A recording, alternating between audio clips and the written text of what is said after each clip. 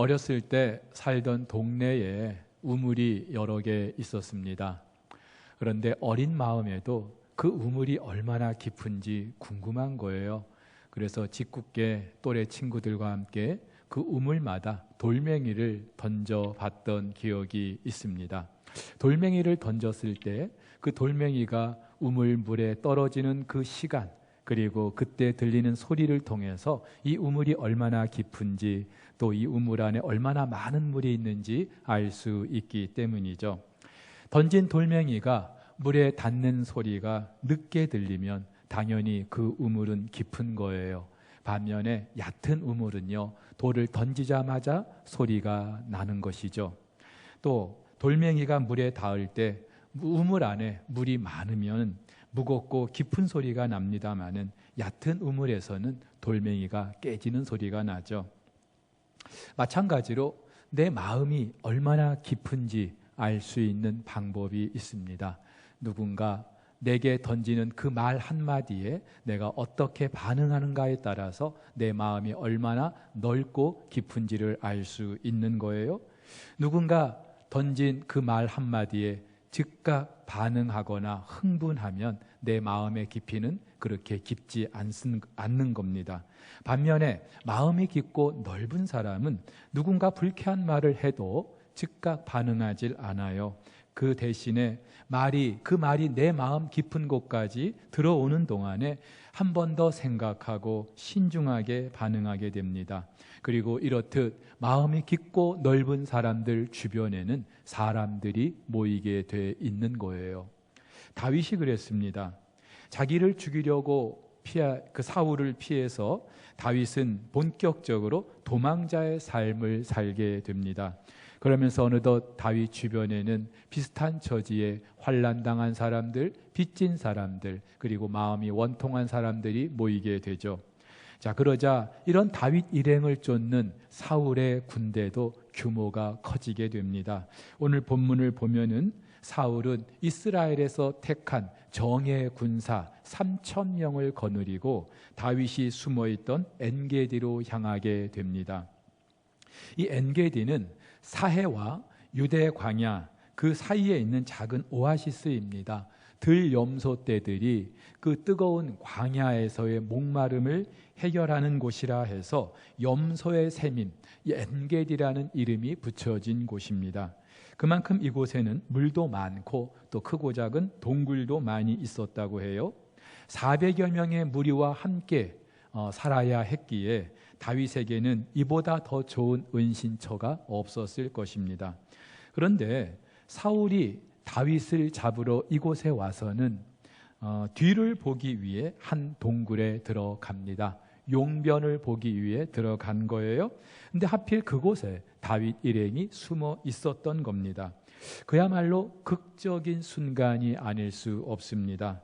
그러자 다윗과 함께한 사람들은 자, 이 순간이야말로 하나님께서 다윗 당신에게 주신 절호의 기회이다. 사울을 죽이고 왕이 될 수 있는 절호의 기회다라고 하면서 다윗에게 사울을 죽이라고 재촉합니다. 여러분, 그렇지 않습니까? 지금 사울은요, 주변에 그 호위병도 없는 완전히 무방비 상태에 놓여 있어요. 이보다 더 좋은 기회가 없습니다. 그런데 이때 다윗은 사울을 죽이지 않습니다. 그의 겉옷자락만 벨 뿐이었어요. 오늘 저와 여러분들이 생각을 해야 될 부분이 바로 이것입니다. 왜 다윗은 사울을 죽이려 하지 않았을까요? 사울만 죽고 없으면 다윗이 이제 왕위에 오를 수 있을 텐데 왜 다윗은 사울을 죽이지 않았던 걸까요? 몇 가지 이유를 생각해 볼 수 있습니다. 첫 번째는요, 도의적인 이유가 있습니다. 그렇죠. 사울은 얼마 전까지만 해도 다윗이 모셨던 주군이고 또 장인입니다. 또 다윗이 그토록 사랑하는 친구 요나단의 아버지이기도 하죠. 그렇다면 다윗의 아버지이기도 한 거예요. 아무리 사울이 자기를 죽이려 한다 할지라도 아버지를 어떻게 죽일 수 있습니까? 도의적으로 절대 옳은 일이 아닙니다. 하나님의 율법에서도 허락되지 않는 일입니다. 그래서 다윗은 사울을 죽이지 않고 그의 겉옷자락만 베었을 뿐이에요. 또 하나 정치적인 이유도 생각해 볼 수 있습니다. 만약에 이때 다윗이 사울을 죽였다면 이스라엘 전역에 소문이 날 거예요. 다윗이 한나라 왕 사울을 죽이고 반란을 일으켰다, 역모자다, 이런 소문이 나면은 절대로 다윗에게 이로울 게 없죠. 더군다나 왕이 됐다 하더라도 사울을 추종하는 그 사람들로부터 정통성 시비에 휘말리게 될 것입니다. 절대로 다윗이 생각할 때에 정치적으로도 유리한 상황이 아니었을 거예요. 그런데 이것보다 좀 더 직접적인 이유가 있죠. 사울이 하나님으로부터 기름 부음을 받은 사람이기 때문에 다윗은 사울을 죽이지 않았던 겁니다. 그렇죠. 다윗도 기름 부음을 받았어요. 하지만 사울이 먼저 기름 부음을 받았습니다. 구약 시대에 기름 부음을 받았던 사람이 3명 있죠. 왕과 선지자 그리고 제사장입니다. 그런데 모두 다 하나님께서 기름을 붓게 하십니다. 하나님이 세우신다는 말이죠. 그렇다면 사울도 하나님께서 세우신 거예요. 아무리 자기를 죽이려 한다 할지라도 하나님이 세우신 사람인데 자기 손으로 죽일 수 없었던 겁니다. 그것은 하나님의 권위에 대한 도전이기 때문이죠. 바로 여기에 하나님의 시험 문제가 있었던 겁니다. 한나라 왕이 될 사람으로 그가 얼마나 권위를 존중하는지, 무엇보다 그 권위를 주신 하나님의 주권을 인정하는지 하나님께서는 이것을 보고자 하셨던 거예요. 물론 하나님은 사울을 왕 위에서 패할 것을 결정하셨습니다. 하지만 아직은 아닙니다. 아직 사울은 하나님이 세우신 한나라의 왕이에요. 아무리 다윗이 사울의 뒤를 이어서 왕으로 기름 부음을 받았다 할지라도 자기 손으로 사울을 죽이고 왕위에 오르는 것, 이것은 절대로 하나님의 방법이 아닌 겁니다. 때가 되면 하나님께서는 당신의 방법으로 다윗을 왕위에 오르게 하실 거예요. 다윗은 이것을 분명히 알았던 겁니다. 이처럼 다윗은 평상시에 하나님의 주권을 절대적으로 인정하며 살았던 사람입니다. 그래서 사도행전 13장을 보면 다윗을 일컬어서 하나님이 뭐라고 하십니까? 다윗, 그 사람은 내 마음에 맞는 사람이다. 내 마음에 맞는 사람이다. 도대체 다윗의 어떤 면을 두고서 하나님이 그렇게 말씀하셨던 걸까요? 제가 성경을 묵상하면서 깨닫게 된 게 있습니다. 다윗이 그 정도로 하나님의 절대 주권을 인정하고 있었기 때문이 아닌가라고 말입니다. 여러분, 그런데 다윗이 사울을 죽이지 않았던 보다 중요한 이유가 있습니다. 그것은 지금 다윗이 엔게디에 있었기 때문입니다. 여러분, 앞서 엔게디는 작은 오아시스라고 말씀드렸어요. 그런데 이 오아시스는 극히 일부에 지나지 않고 사실 이 엔게디는 광야입니다. 23장 29절을 보면 다윗이 엔게디 요새에 머물렀다라고 하는데 이 요새라는 말이 복수형으로 되어 있어요. 다윗 일행은 이 엔게디 어느 한 지점이 아니라 그 지역 전체를 돌아다녔던 것 같습니다. 그런데 오늘 본문 1절에서는 광야라고 말하고 있어요. 이스라엘의 모든 광야가 그렇습니다마는 학자들에 따르면 이 엔게디 광야는 너무나 황량하고 또 험하고 위험한 곳이라고 합니다. 그런데 바로 이곳에서 다윗 일행이 숨어 있었던 거예요. 동굴이 많기 때문에 그만큼 숨어 지내기에 용이했던 점도 있을 것입니다. 하지만 광야는요, 그만큼 사람들이 살기에는 힘들고 어려운 곳이죠. 근데 성경을 보면은 하나님께서는 종종 당신의 사람들이 이런 광야에 머물게 하실 때가 있습니다. 모세도 그랬고요. 이스라엘 백성들도 그랬습니다. 예수님도 공생애를 시작하시기 전에 광야에 계셨고 오늘 다윗도 예외가 아닙니다. 여러분, 하나님께서는 왜 당신의 사람들이 이토록 광야에 머물게 하실까요? 가장 큰 이유, 그를 낮추시기 위함입니다. 겸손을 배우게 하시기 위함인 거예요. 여러분, 그렇죠? 광야에서는요, 내가 할 수 있는 게 아무것도 없어요. 광야는 나의 한계를 너무나 분명히 알게 되는 곳입니다. 내가 얼마나 연약한지, 내가 얼마나 무능한지, 내가 얼마나 부족한지 알게 되는 곳, 바로 광야입니다. 그러면서 이 시간에 철저히 우리는 하나님만 바라보게 되는 거예요. 비로소 무릎을 꿇게 되는 겁니다. 그래서 지난 시간에 소개해드렸던 진 에드워드는 세왕 이야기라는 그 책에서 이렇게 말해요. 다윗에게는 가장 어두운 시간이었다. 그러나 그때 고통이 분만을 하고 있었다. 겸손히 태어나는 중이었다라고 말이죠.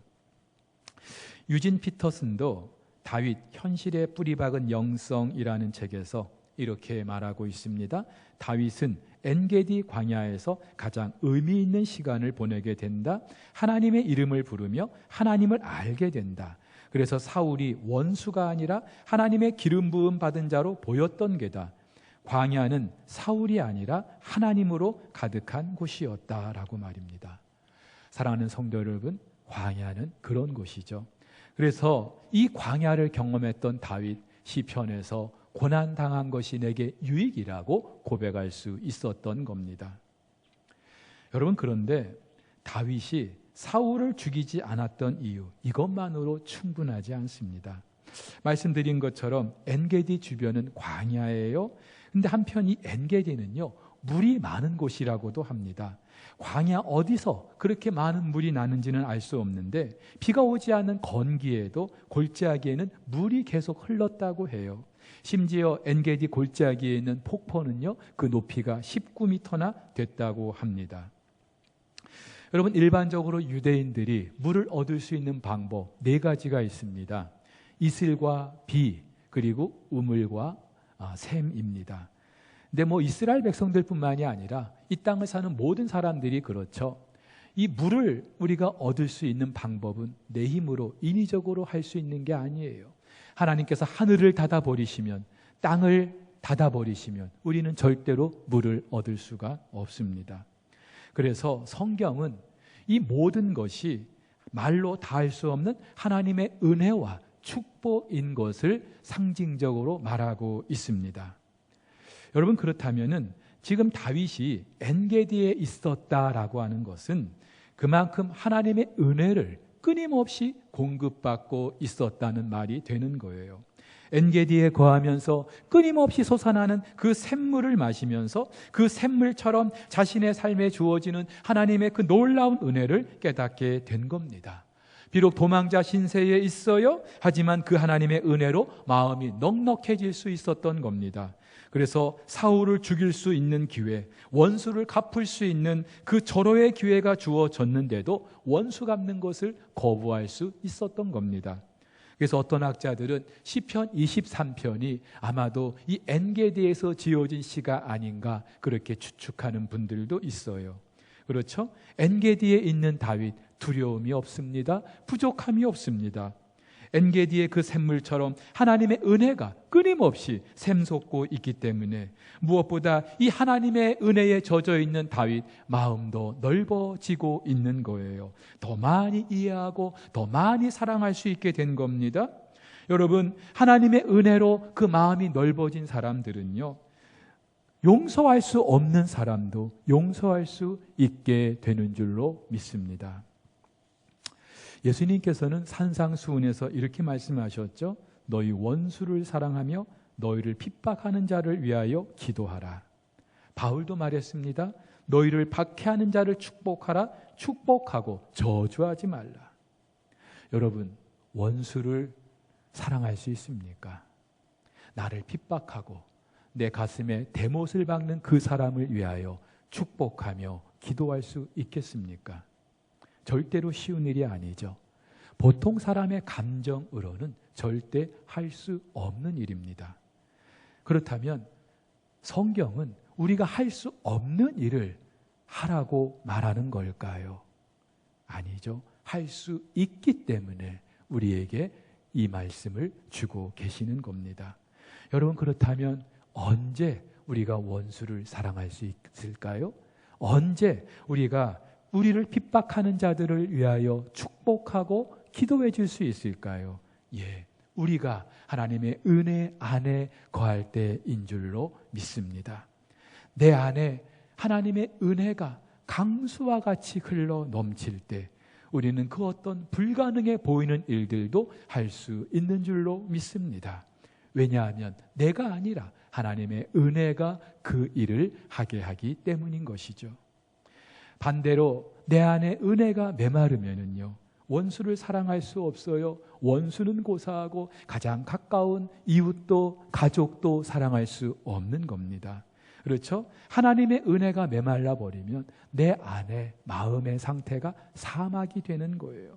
그리고 그런 마음에는 반드시 마귀가 역사하게 됩니다. 말 한마디를 해도 가시돋친 말을 하게 되고요. 별거 아닌 말에도 사납게 반응을 하게 되는 거예요. 왜요? 내 안에 은혜가 없기 때문에. 여러분, 그렇다면 우리가 어떻게 이 은혜 안에 머물 수 있겠습니까?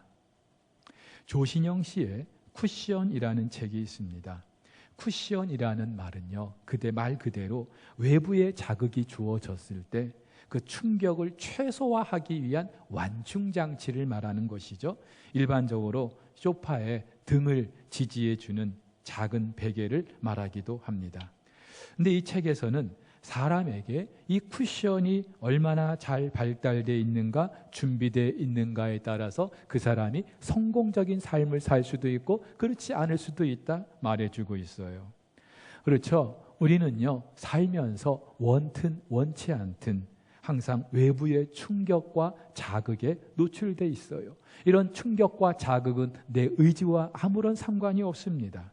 그런데 그런 충격과 자극에 내가 어떻게 반응할 것인가, 이것은 내가 선택할 수 있는 거예요. 그리고 어떤 선택을 하는가에 따라서 이후의 삶이 180도로 달라지기 마련입니다. 이런 거죠. 운전하는데 갑자기 내 차 앞으로 차 한 대가 급하게 끼어듭니다. 보통 이럴 때 어떻게 반응하십니까? 갑자기 화를 내죠. 심하면은요, 경적을 울리기도 하고 욕설을 퍼붓기도 합니다. 그런데 상대방이 그런 내 행동을, 내 마음을 알까요? 태연하게 그냥 자기 길을 가버립니다. 이때 어떻게 합니까? 화가 난 사람들은요, 끝까지 쫓아가요. 보복 운전이 바로 이런 때 일어나는 거죠. 대개는 큰 싸움으로도 이어지기도 하고요. 더 심한 경우는 내가 죽기도 하고 상대방을 죽일 수도 있습니다. 그런데 그 순간 기분은 상했어요. 하지만 대수롭지 않게 넘겨버릴 수도 있습니다. 엄청 바쁜 일이 있는가 보다 하면서 웃어 넘길 수도 있습니다. 차이가 뭐예요? 상대방 때문에, 내 의지와 상관없이 내 앞으로 기어든 그 사람 때문에 내가 다치는가, 내 마음이 다치는가, 그렇지 않은가의 차이입니다. 그런데 그걸 내가 선택할 수 있다는 거예요. 그 사람이 내 차 앞으로 끼어든 거는 내가 막을 수 없어요. 그러나 그 때문에 내가 다치는가, 다치지 않는가, 이것은 내가 선택할 수 있다는 겁니다. 그리고 어떤 선택을 내렸는가에 따라서 이후의 삶이 완전히 달라지는 거예요. 최근에 코로나 때문에 모두가 힘든 시간을 보내고 있습니다. 내 의지와 상관없이 외부의 충격과 자극이 주어지고 있는 거예요. 오죽하면 코로나 블루, 코로나 앵글이라는 그런 신조어까지 만들어졌습니다.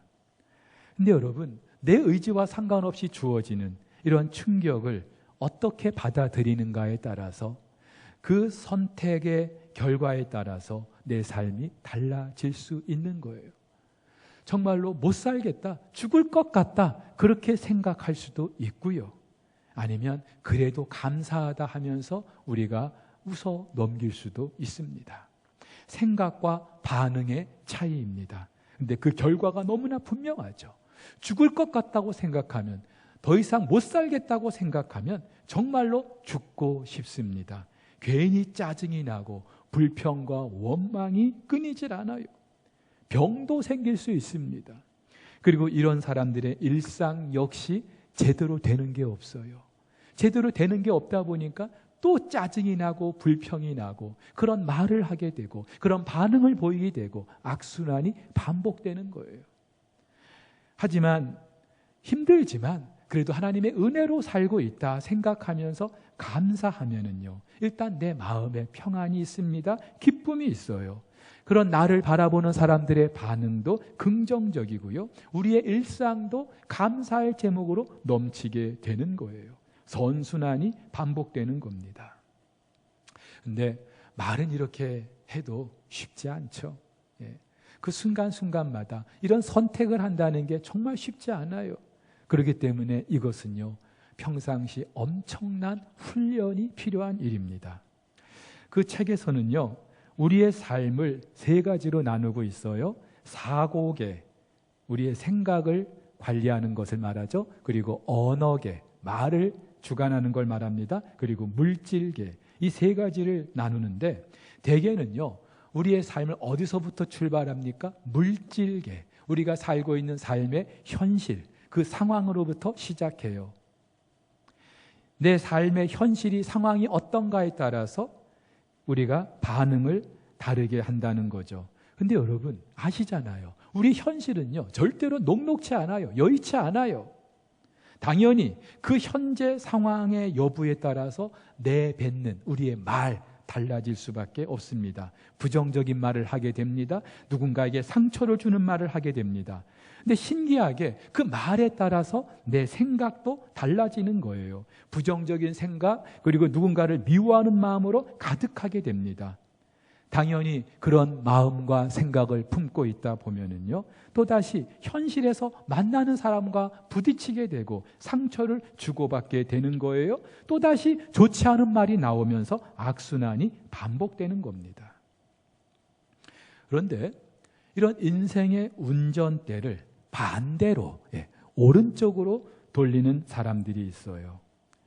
현실이 아니라, 현실과 상관없이 내 마음의 생각으로부터 출발하는 거예요.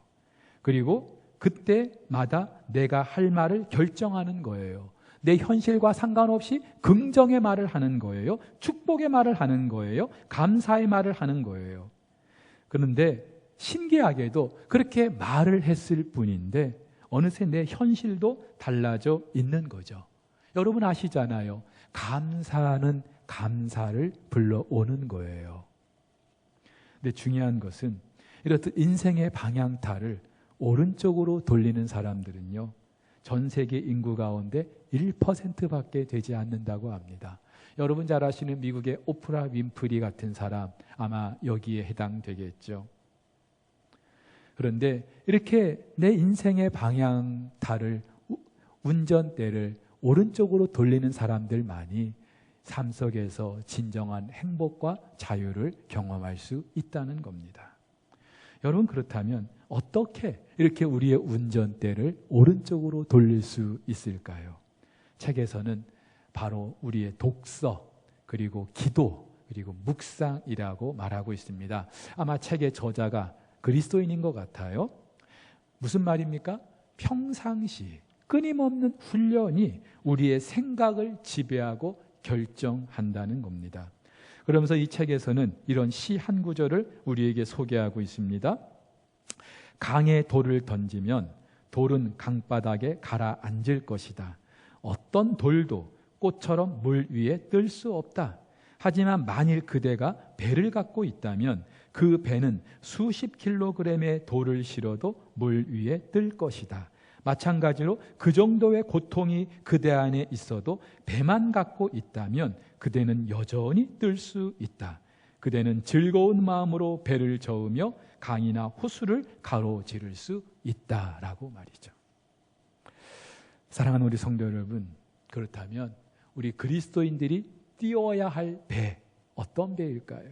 그렇죠? 하나님의 은혜라는 배입니다. 우리가 어떤 현실을 마주한다 할지라도 이 배만 준비되어 있다면 기쁨과 평강을 누릴 수 있는 줄로 믿습니다. 근데 이 배는요, 누가 준비해 줄 수 있는 게 아니라 내가 스스로 준비해야 되는 거예요.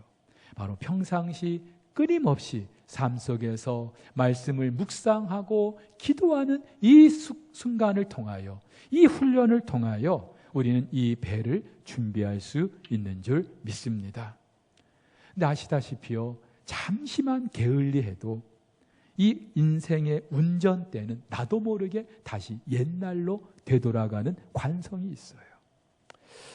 한 번은 선배 목사님이 교회 홈페이지에서 제 설교를 들었나 봅니다. 그러면서 이렇게 말씀을 해주시는 거예요. 최 목사님, 설교하는 얼굴에 평안이 없어 보여요. 목소리에 화가 많이 나 있는 것 같아요. 라고 말이죠. 목사님의 그 말씀을 들었는데 제 마음이 편치 않은 거예요. 그래서 제가 한번 홈페이지에 들어가서 그때 그 설교를 들어봤어요. 그랬더니 설교하는 그때는 몰랐는데 설교하는 제 모습을 보니까 정말 잔뜩 화가 나 있는 것 같은 거예요. 은혜가 없었던 거죠. 묵상을 해도 그저 설교를 위한 묵상에 지나지 않았던 겁니다. 그만큼 마음 관리에 실패하고 있었던 거예요. 근데 여러분, 누구라도 그럴 수 있어요. 오늘 다윗 이 엔게디에 머물면서 정말 하나님의 그 은혜 안에 거했던 사람인데 25장을 가면은요, 나발이라는 사람의 그 말 한마디 때문에 큰 상처를 받습니다. 심지어 그를 죽이려고까지 합니다. 누구라도 언제나 이렇게 바뀔 수가 있는 거예요. 평상시 은혜 안에 있지 않으면, 평상시 말씀을 깊이 묵상하고 기도하는 이런 훈련을 우리가 소홀히 한다면 누구라도 이런 삶의 모습이 나타나는 거예요. 그 어떤 말도 상처가 되고 아픔이 되는 거예요. 하지만 자기를 죽이려 하는 그 사울을 원수가 아니라 하나님의 기름 부음 받은 자로 볼 줄 알았던 것, 그 순간 다윗이 하나님의 은혜 안에 있었기 때문인 것입니다. 코로나 때문에 모두가 힘든 시기, 상황과 현실 우리가 바꿀 수 없잖아요. 하지만 그것을 내가 어떻게 받아들일 것인가는 선택할 수 있어요. 그래서 우리는 은혜 안에 거해야 되는 줄로 믿습니다. 이번 한 주간도 하나님의 그 은혜 안에 머물 수 있기를, 그래서 정말로 그 하나님의 은혜가 주는 그런 하나님의 풍성한 기쁨과 또 평강을 누릴 수 있게 되기를 주의 이름으로 축복합니다.